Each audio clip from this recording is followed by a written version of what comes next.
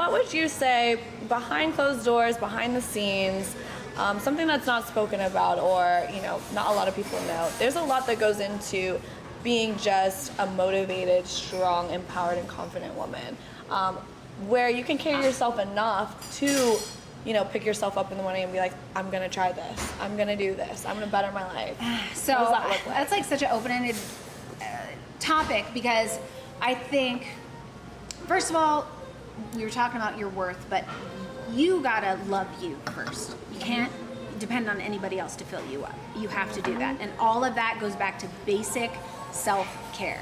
That includes what you eat. And I'm saying I've been bad the last couple days. I haven't been eating that great. But, you know, honestly, like working out, taking time alone to literally study yourself, study your mind, study the greats that have achieved great things. And I'm talking like people that aren't here anymore.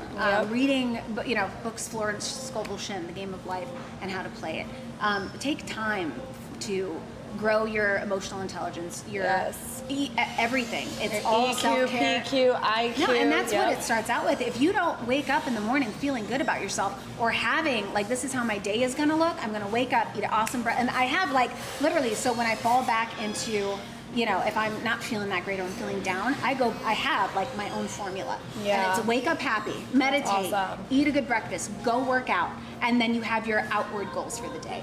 But honestly, like something I tell my friends when they're going through things, and I say, wake up in the morning, and I got this from Bob Proctor. He's awesome. I love it. So I call it my Proctor 3. So I saw this in one of his interviews. And I've watched quite a few of his interviews, but he said this, gave this advice to a friend who's going through a really hard time. He said, okay, wake up every day, write out 10 things you're grateful for, send love, and not a text, just like mentally with your heart, send love to 3 people that are bothering you, that you don't really care for, and then meditate for 5 minutes asking for guidance throughout the day. And I know that sounds kind of cheesy, but guess what? It works, because what you're doing when you start giving gratitude, no matter where you are in your life, you're creating positive momentum for that day. Yeah. And that will stay with you throughout the day if you don't let anything throw you off track. And if you do, that's okay too, because you can always come back to zero. Yep. You can always come back to home You're base. so right. So I mean, literally, like everything that you're saying, it all starts with self-care. Has to do with your mental, has to do with your physical. Yeah. And I'm not saying like I'm not body shaming or anything, but health is important. Yeah. How can you do anything if you don't have your health? And that's another thing that we didn't talk about. Like I almost passed away in January. I had something called latent asthma, and I didn't know what it was. gosh. Literally. Wow. Almost died on the floor in my living room.